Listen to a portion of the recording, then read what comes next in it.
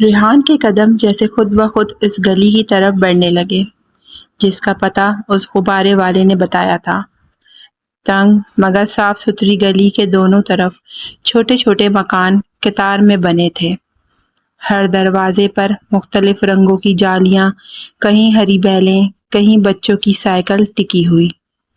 ریحان اپنی سوچوں میں اس قدر مگن تھا کہ وہ واقعی کیا اسی محلے میں رہتی ہے؟ کیا برسوں پرانی آنکھیں بس ایک دیوار کے فاصلے پر ہیں؟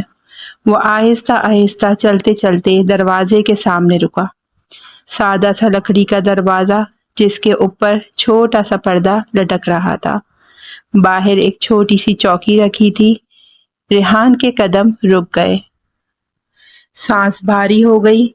اس نے گردن جھکا کر دروازے کو دیکھا، جیسے وہاں کوئی آواز، کوئی آہٹ اسے جواب دے رہی ہے، لیکن گلی میں بالکل خاموشی کا راج تھا۔ صرف دور سے بچوں کے کھیلنے کی آوازیں آ رہی تھیں۔ ریحان ایک لمحے کو دروازے پر دستک دینے کے لیے ہاتھ اٹھایا، مگر پھر رک گیا۔ وہ خاموشی سے چند لمحے دروازے کو دیکھتا رہا، پھر آہستگی سے پلٹ گیا۔ پیچھے مڑ کر ایک آخری نظر ڈالی اور دل ہی دل میں سوچا، پھر کل، شاید کل ہمت کر پاؤں۔ آیا دل میں ہلچل مچی تھی، قدم بار بار رک جاتے، لیکن آنکھیں خود بخود اسی دروازے کی طرف اٹھ رہی تھیں۔ اچانک دروازہ کھلا۔ ریحان کے دل کی دھڑکن ایک لمحے کو رک گئی۔ پردے میں لپٹا وہی چہرہ، وہ ایک دم سے اپنی جگہ پر ساکت ہو گیا۔ وہ ہاتھ میں چھوٹا سا تھیلا تھا، تھامے آہستگی سے باہر نکلی، شاید گھر کا کچھ سامان لینے نکلی تھی۔ اس کے چہرے پر ہلکی سی تھکان، لیکن آنکھوں پر وہی سکون اور گہرائی تھی جسے ریحان برسوں پہلے بھی دیکھ چکا تھا۔ ریحان چند قدم دور کھڑا بس اسے دیکھتا رہا، چاہتا تھا آواز دے، کچھ کہے، لیکن ہونٹ ساکت تھے۔ اسی لمحے پیچھے سے ایک 20-21 سالہ عمر کا لڑکا، لگتا تھا وہ حیا کے پیچھے آیا اور اس سے کچھ بات کہہ رہا تھا۔ ریحان چونک کر دیکھا، ایک نوجوان لڑکا، مضبوط جیسے جسم اور سخت نظریں لیے، شاید حیا کا واحد بھائی تھا۔ وہ سیدھا اس کی طرف بڑھ رہا تھا۔ ریحان کا دل زور سے دھڑکا۔ اس نے ایک پل حیا کی طرف آخری نظر ڈالی، پھر جلدی سے اپنے قدم پیچھے ہٹا لیے۔ چند ہی لمحوں میں وہ گلی کے کونے پر مڑ گیا، جیسے کبھی وہاں آیا ہی نہ ہو۔ پیچھے حیا کو شاید خبر بھی نہ ہوئی ہو کہ کوئی اسے دیکھنے آیا تھا۔ حیا گھر واپس آ کر جلدی سے بچوں کو کھانا کھلایا، برتن سمیٹے اور کمرے میں آ کر خاموشی سے دروازہ بند کر لیا۔ چہرے پر عجیب سی گھبراہٹ تھی۔ الماری کے اوپر رکھے پرانے بیگ میں اس نے اپنا موبائل نکالا، وہی فون جس پر روز ایک اجنبی نمبر سے کال آتی تھی۔ فون بج رہا تھا، اس کی گھنٹی کی آواز کمرے کی خاموشی کو چیرتی جا رہی تھی۔ حیا نے کپ کپاتے ہاتھوں سے فون اٹھایا۔ دوسری طرف ایک حرکت مردانہ آواز گونجی، ہمیں بھولو مت حیا، تم چاہو یا نہ چاہو یہ رشتہ ابھی ختم نہیں ہوا۔ حیا کے چہرے کا رنگ اڑ گیا، آنکھوں میں خوف اور مایوسی کی نمی اتر آئی۔ یہ آواز اس کے ماضی کی تھی، وہی لوگ جنہوں نے اس پر ظلم کیا، اس کے سکون کو برباد کیا اور آخر کار اسے ٹوٹنے پر مجبور کر دیا۔ فون بند کر کے حیا زمین پر بیٹھ گئی، دل زور زور سے دھڑک رہا تھا۔ اس نے سر ہاتھوں میں چھپا لیا اور بمشکل خود کو سنبھالتے ہوئے دل ہی دل میں کہا، یا اللہ، یہ سایہ کب ختم ہوگا؟ میں اپنے بچوں کو اس اندھیرے سے کیسے بچاؤں گی؟ حیا کی آنکھوں کے سامنے ماضی کے سارے زخم تازہ ہو گئے۔ 5 سال پہلے کی وہ رات جب اس کے شوہر کا اچانک انتقال ہوا تھا۔ اس وقت وہ ماں بننے والی تھی، لیکن یہ راز اس نے کسی کو نہ بتایا۔ وقت گزرتا گیا اور اللہ تعالیٰ نے اس کو جڑواں بچوں کی نعمت سے نوازا، مگر سسرال والے جو پہلے ہی اس پر طرح طرح کے الزامات لگاتے تھے، اگر یہ حقیقت جان لیتے تو اس کی زندگی اور بھی عذاب بن جاتی۔ اسی لیے وہ اپنے والد کے ساتھ خاموشی سے کراچی آ گئی، کسی کو خبر نہ ہونے دی کہ وہ کہاں ہے۔ اب 5 سال کے بعد سسرال کو یہ خبر ملی تھی کہ ان کے خاندان کا خون ان کا وارث حیا کے پاس ہے، اسی لیے وہ بار بار کال کر کے دباؤ ڈال رہے تھے کہ وہ اپنے دیور سے نکاح کرے، لیکن حیا کے دل کی یہ بے چینی کہ وہ دوبارہ اس قید میں کبھی نہیں جانا چاہتی تھی۔ وہ اپنے بچوں کو اس ماضی میں بالکل دھکیلنا نہیں چاہتی تھی، وہ آزادی کے ساتھ اپنے بچوں کو پالنا چاہتی تھی۔ فون بند کر کے اس نے گہری سانس لی۔ کھڑکی کے پار رات کے سناٹے میں کراچی کی روشنی جھلملا رہی تھی، مگر اس کے دل میں صرف اندھیرا تھا، ایک خوف اور ایک بوجھ اور یہ سوال، کیا یہ سچ ہمیشہ چپ رہ سکے گا یا پھر ایک دن یہ رات دنیا کے سامنے آ جائے گا؟ پشاور کے پرانے محلے میں ایک بڑا سا کشادہ گھر تھا، وسیع صحن، بیچ میں نیم کا درخت کھڑا تھا جس کے نیچے مردانے میں حصے میں کرسیاں بچھی ہوئی تھیں۔ کمرے کے اندر پردے کی اوٹ سے عورتوں کی ہلکی سرگوشیوں اور بچوں کے کھیلنے کی آوازیں آ رہی تھیں۔ حیا کو واپس آنا ہوگا، اس کے پاس ہمارا پوتا ہے، ہم اپنا خون کسی اور کے گھر میں پلنے نہیں دے سکتا۔ مورے، کیا تم ہمارے اوپر ایک سوکن لے کر آنے والا ہے؟ نہیں، ہم کو برداشت نہیں کر سکتا۔ اولاد کی نعمت سے تو اللہ تعالیٰ نے مجھے بھی نوازا ہوا ہے۔ یہ حیا کی دیورانی تھی جو کہ اپنے اوپر حیا کو سوکن کے طور پر برداشت نہیں کر سکتی تھی۔ اس کے ہاں اللہ پاک نے 2 بیٹیوں سے نوازا تھا، لیکن گھر کا وارث جو کہ حیا کے پاس تھا۔ بیوہ عورت یوں آزاد نہیں پھرتی، خاندان کا خون ہے اس کے پاس، بھائی کے بعد بیوہ کو دوسرے بھائی کے نکاح میں لایا جائے تو میں آگے بڑھنا ہوگا۔ کمال نے مٹھیاں بھینچ لی جیسے فیصلہ کر چکا ہو۔ مورے، میں چاہتا ہوں وہ بچے ہمارے گھر آئیں، ہمارا نام لیں، حیا اسے چاہے مانے یا نہ مانے، ایک دن اسے میری ہونا ہی ہے۔ یاد رکھو کمال، یہ معاملہ صرف تمہاری ضد کا نہیں، یہ ہمارے خاندان کی غیرت کا سوال ہے۔ کمرے میں خاموشی پھیل گئی، مگر اس خاموشی کے اندر ایک بھاری فیصلہ گونج رہا تھا جو آنے والے دنوں میں حیا کی زندگی کو پھر ایک نئے امتحان میں ڈالنے والا تھا۔ گھاس سے بھرا لان، ارد گرد بلند عمارتیں، کلاسز کے درمیان ہلچل مچاتے کچھ طلبہ کچھ لائبریری کی طرف جا رہے تھے اور کچھ کیفیٹیریا میں بیٹھے کہکہے لگا رہے تھے۔ اسی ہجوم میں ثانیہ اپنے بیگ کو کندھے پر ڈالے کلاس کے باہر نکلی۔ وہ پر اعتماد، خوش مزاج اور پڑھائی کے ساتھ ساتھ دوستوں میں بھی مشہور تھی۔ دوسری طرف بلال جو انجینئرنگ کے شعبے کا ذہین طالبہ تھا، دوستوں کے ساتھ بیٹھا ہوا تھا۔ وہ سنجیدہ مگر ملنسار تھا، ہر کسی کی مدد کو تیار۔ کلاسز کے دوران ثانیہ اور بلال اکثر ایک ہی پروجیکٹ پر اکٹھے ہو جاتے۔ ایک دن کیفیٹیریا میں ثانیہ نے مسکرا کر کہا، بلال، تم بہت کم بولتے ہو، کبھی لگا ہی نہیں ہے کہ تم اتنے دنوں سے ساتھ پڑھ رہے ہیں۔ بلال نے ہلکی سی مسکراہٹ کے ساتھ جواب دیا، بس عادت ہے، زیادہ بولنے کی بجائے سننا اچھا لگتا ہے۔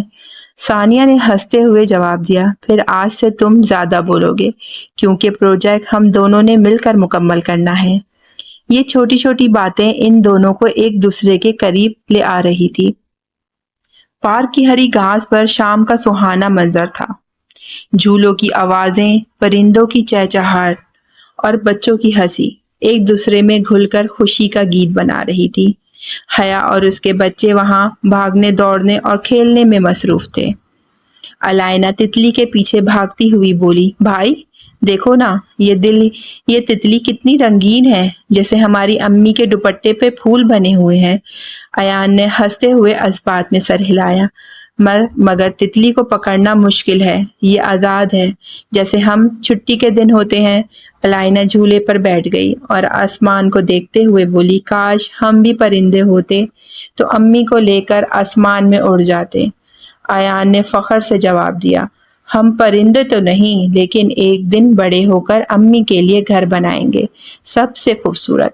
یہ سن کر حیا کے لبوں پر مسکراہٹ آ گئی، اس کی آنکھوں میں نمی تھی مگر سکون تھا۔ بچوں کی معصوم باتیں اس کی تھکی ہوئی زندگی کو ایک نئی طاقت دیتی تھی۔ دوپہر کی نرم دھوپ یونیورسٹی کے لان پر پھیلی ہوئی تھی، سبز گھاس پر بکھرے سنہرے چھینٹے فضا کو ایک خوبصورت رنگ دے رہے تھے۔ درختوں کی چھاؤں تلے گروپوں میں بیٹھے طلبہ کہے لگا رہے تھے، کوئی شاعری سنا رہا تھا، کوئی کتابوں کے اوراق پلٹ رہا تھا، اور کہیں دور کیفیٹیریا کی کھڑکی سے موسیقی ماحول کو گھل رہی تھی۔ ہر سمت ایک زندہ متحرک سا رنگ بکھرا ہوا تھا۔ اسی شور و گل کے بیچ لان کے ایک کونے میں ثانیہ اپنی کتابوں میں گم بیٹھی تھی۔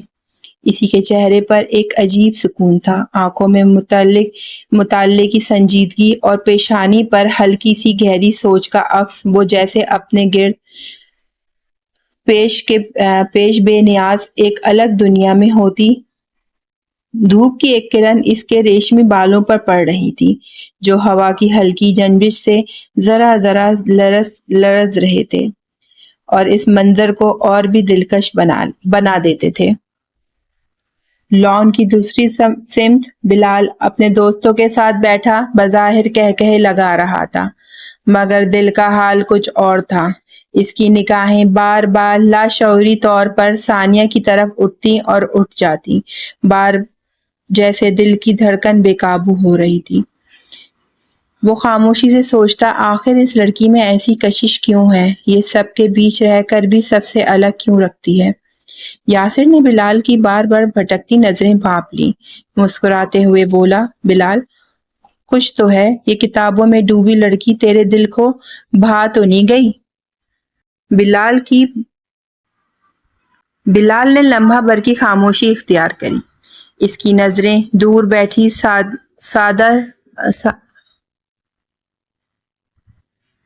ثانیہ پر جم گئی۔ دل کے اندر ایک فیصلہ جیسے مہر بن کے سب ہو گیا ہو۔ شام ڈل رہی تھی، یونیورسٹی کے لان میں روشنی مدھم پڑنے لگی تھی، درختوں کی شاخوں پر پرندے اپنے گھونسلوں کو لوٹ رہے تھے اور فضا میں ہلکی ہلکی ہوا چل رہی تھی۔ ثانیہ ابھی بھی اپنے نوٹس بند کرنے میں مصروف تھی کہ اچانک اس نے محسوس کیا کوئی قریب آ کر رکا ہے۔ اس نے سر اٹھایا، سامنے بلال کھڑا تھا۔ چہرے پر معمول کی شوخی کے بجائے ایک عجیب سنجیدگی تھی، جیسے الفاظ سوچے سمجھے بغیر دل سے نکلنے والے ہوں۔ بلال نے چند لمحے خاموشی کے ساتھ اس کو دیکھا، پھر دھیمے لہجے میں بولا، ثانیہ تم سے ایک بات کرنی تھی۔ ثانیہ نے ہلکی سی حیرت سے اس کی طرف دیکھا، پھر اپنے بیگ میں کچھ ٹٹولنے کے لیے ہاتھ ڈالے اور مسکرا کر کہا، جی؟ بلال کے قدموں تلے گھاس بھیگی شبنم کی طرح ٹھنڈی تھی، مگر دل کی دھڑکنیں جیسے گرم شعلہ بن کر دھڑک رہی تھی۔ بلال نے گہری سانس لی اور نظریں ذرا جھکا کر آہستگی سے کہا، کیا میں تمہارے لیے اپنے دل کی بات اپنے گھر والوں سے کر سکتا ہوں؟ ثانیہ لمحے بھر کو جیسے پتھرا ہی گئی۔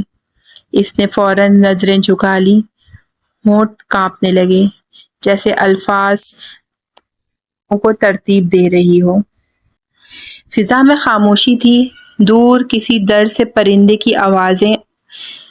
ہوا نے ثانیہ کے بالوں کو ذرا سچ ہوا تھا اور اسی لمحے کا عکس ہمیشہ کے لیے قیمتی ہو گیا۔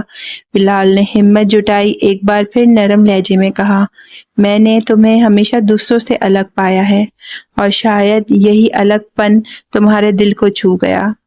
میں چاہتا ہوں یہ بات میں اپنے والد اور اپنی آپا تک پہنچاؤں، مگر پہلے تمہاری رضا جاننا چاہتا ہوں۔ ثانیہ نے آہستہ نظریں اٹھائیں، اس کی پلکیں جھجک تھی مگر آنکھوں میں ایک نرم چمک میں چھپی تھی۔ بلال نے فیصلہ اتنا آسان نہیں ہوتا، اس نے آہستگی سے کہا، مگر دل کے کسی کونے میں ایک انجان سی مسکراہٹ نے جنم دیا جسے اس نے فوراً چھپا لیا۔ یونیورسٹی سے واپسی کے بعد شام ڈھل چکی تھی۔ بلال اپنی موٹر بائیک پر گھر سے راستے پر تھا۔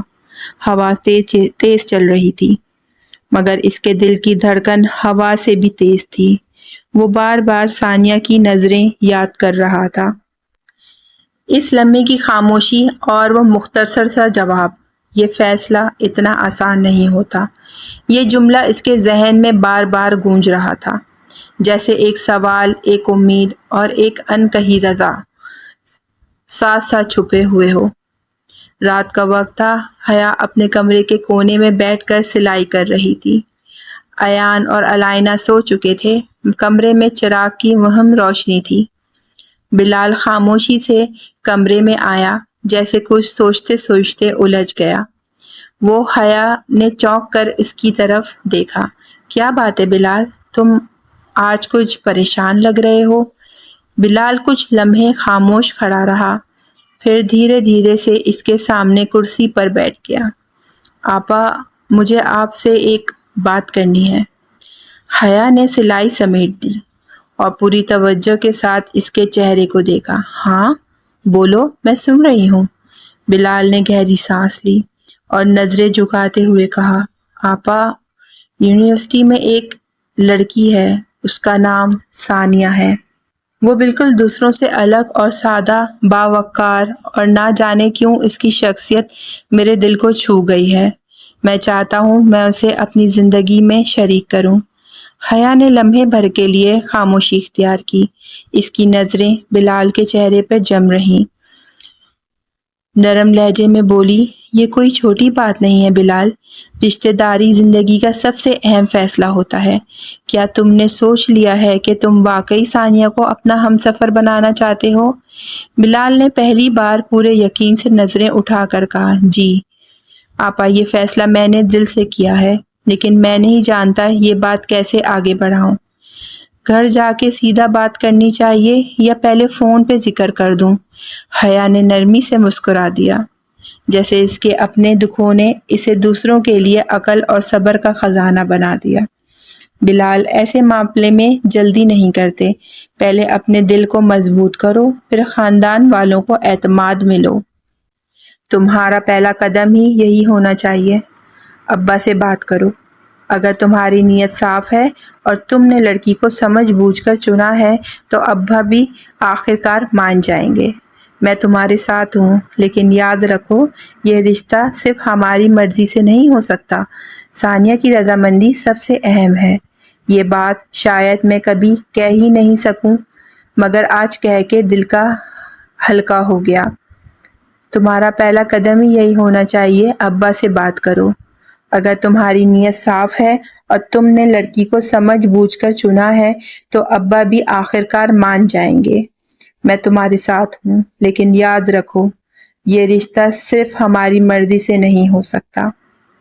شام ڈھل رہی تھی، کچن سے چائے کی خوشبو آ رہی تھی اور صحن میں ہلکی ہلکی ہوا چل رہی تھی۔ حیا اور بلال کونے میں رکھے صوفے پر بیٹھے۔ بلال کے چہرے پر ایک عجیب سی سنجیدگی تھی۔ رات کے کھانے کے بعد بلال اور حیا کمرے میں رکھے صوفے پر بیٹھے تھے۔ بلال کے چہرے پر ایک عجیب سی سنجیدگی اور جھجک نمایاں تھی۔ حیا نے بھائی کے چہرے کی کیفیت بھانپ لی اور آہستگی سے مسکرا کر بولی، کیا بات ہے بلال، دل میں جو کچھ ہے وہ زبان پہ نہیں آ رہا؟ بلال نے نظریں جھکائے ہوئے کہا، آپا، بات آسان نہیں ہے، مگر اب چھپانا بھی مشکل ہے۔ کمرے کا دروازہ آہستگی سے کھلا اور بابا اندر داخل ہوئے۔ ان کی پیشانی پر وقت کی لکیریں اور آنکھوں میں شفقت کی جھلک نمایاں تھی۔ حیا اور بلال ایک دم چونک کر خاموش ہو گئے۔ بلال کے ہونٹوں پر رکی ہوئی بات ادھوری رہ گئی اور حیا نے فوراً نظریں جھکا لیں۔ بابا نے کمرے میں قدم رکھا، ان کی آنکھوں میں ایک سوال اور شفقت بھری سختی تھی۔ وہ دونوں کے قریب آئے اور گہری نظر ڈالی۔ کیا بات ہو رہی ہے بچوں، یوں اچانک خاموش کیوں ہو گئے؟ بلال نظریں جھکائے، مگر حیا نے حوصلہ کرتے ہوئے آہستگی سے آواز میں کہا، بابا، اصل میں بلال آپ سے ایک بات کرنا چاہ رہا تھا۔ بابا کی نظر بلال پر گئی۔ بلال نے ہمت جمع کی، دل ہی دل کی دھڑکن تیز ہو گئی، مگر اس نے سچائی کے ساتھ بات شروع کی۔ بابا، میں آپ کے پاس ایک گزارش لے کر آیا ہوں۔ میں بلال کو بولنے میں ہچکچاہٹ کا سامنا کرنا پڑ رہا تھا۔ بابا نے جب اس کو چپ ہوتا دیکھا تو بولا، ہاں بولو بیٹا، کیا بات ہے، کیا کہنا چاہ رہے ہو؟ کون سی بات ہے جو تم میں پریشان کر رہی ہے۔ بابا میں ایک لڑکی کو یونیورسٹی میں پسند کرتا ہوں، اس کا نام ثانیہ ہے۔ کمرے میں لمحہ بھر کے لیے خاموشی چھا گئی۔ بابا نے کرسی پر بیٹھتے ہوئے سنجیدگی سے دونوں کو دیکھا۔ بابا نے کرسی پر بیٹھتے ہوئے اپنے عصا کو ایک طرف رکھا اور بلال کو غور سے دیکھا۔ ان کی گہری ناکوں میں سختی بھی تھی اور نرمی بھی، جس کو دیکھ کر بلال ایک دم سے ہڑبڑا سا گیا۔ بابا نے خاموشی سے بلال کو دیکھا، پھر گہری سانس لی، بولے، بلال، یہ بات معمولی نہیں ہے۔ پسند کرنا ایک قدم ہے، مگر زندگی گزارنے کے لیے بہت سے امتحان ہوتے ہیں۔ کیا تم نے سوچا ہے تم اس فیصلے کی ذمہ داری اٹھا پاؤ گے؟ بلال نے والد کے احترام میں نظریں جھکائیں، مگر آواز میں اعتماد تھا۔ جی بابا، میں نے بہت سوچ سمجھ کے، یہ کوئی وقتی بات نہیں ہے۔ میں جانتا ہوں یہ فیصلہ میرا اور میرے گھر والوں کا ہے، اسی لیے میں سب سے پہلے آپ کے پاس آیا۔ بابا کی نظر حیا پر گئی، جیسے وہ اس کے دل کا حال پڑھنا چاہتے ہوں۔ حیا نے دھیرے سے بات سنبھالی، بابا میں جانتی ہوں بلال ابھی جوان ہے، مگر اس کے الفاظ میں سنجیدگی ہے۔ اس نے کبھی بھی ایسی بات آپ سے یا مجھ سے پہلے نہیں کی۔ اگر آج یہ قدم اٹھا رہا ہے تو یقیناً سوچ سمجھ کر۔ میں تمہاری بات پر بھروسہ کرتا ہوں، اور بلال، اگر تم واقعی سنجیدہ ہو تو پہلا قدم عزت کے ساتھ اٹھایا جائے گا۔ ہم خود جا کر ثانیہ کے گھر والوں سے بات کریں گے۔ فیصلہ ان کے ہاتھ میں ہے، مگر نیت ہماری صاف ہونی چاہیے۔ بلال کے چہرے پر ایک دم سے روشنی آ گئی۔ اس نے سر جھکا کر بابا کے ہاتھ کو چوما۔ شکریہ بابا، میں وعدہ کرتا ہوں آپ کو شرمندہ نہیں کروں گا۔ حیا نے دل ہی دل میں دعا کی، یا اللہ اس فیصلے میں ہمارے لیے آسانیاں پیدا کرنا۔ اگلی شام حیا نے والد سے چائے پیش کرتے ہوئے پوچھا، بابا، بلال کی بات پر آپ نے سوچا کچھ؟ والد صاحب نے سنجیدگی سے جواب دیا، ہاں بیٹا، یہ بات فون پر نہیں ہوگی، رشتے کی بات ہے، آمنے سامنے بیٹھ کر بات کی جائے گی۔ کل جمعے کے بعد ہم ان کے گھر جائیں گے۔ بلال کے چہرے پر خوشی اور سکون تھا۔ حیا دل میں دعا کی، اللہ سب آسان کرے۔ دوپہر کا وقت تھا۔ حیا، بلال اور اس کے والد صاحب ثانیہ کے گھر پہنچے۔ ڈرائنگ روم میں خوشگوار ماحول تھا۔ ثانیہ کی والدہ نے بہت گرم جوشی سے استقبال کیا۔ بلال اور بلال کے بابا باتیں کر رہے تھے، جبکہ حیا چپ چاپ سب دیکھ رہی تھی۔ اسی دوران حیا کے بچے باہر لان میں کھیلنے لگے۔ حضرت دوڑتے جھولے پر بیٹھے ان کے کہے کہ ڈرائنگ روم کے اندر تک سنائی دے رہے تھے۔ کچھ دیر بعد دروازے پر گاڑی رکی۔ ریحان آفس سے لوٹا تھا۔ وہ اندر آتے ہی بچوں کو دیکھ کر ٹھٹک گیا۔ یہ بچے یہاں کیوں کھیل رہے ہیں؟ کس کے ساتھ آئے ہیں؟ وہ آگے بڑھا ہی تھا کہ ایک ملازم نے مسکرا کر بتایا، صاحب، اندر میڈم کے پاس کچھ مہمان آئے ہیں۔ ثانیہ بی بی کے رشتے کی بات کے لیے ریحان کے قدم وہیں رک گئے۔ دل میں عجیب سی کھٹک اتر گئی۔ رشتہ؟ اور یہ بچے؟ آخر یہ سب کیا ہے؟ وہ خاموشی سے اپنے کمرے کی طرف چلا گیا، مگر دل میں سوالوں کی ایک آگ جل رہی تھی۔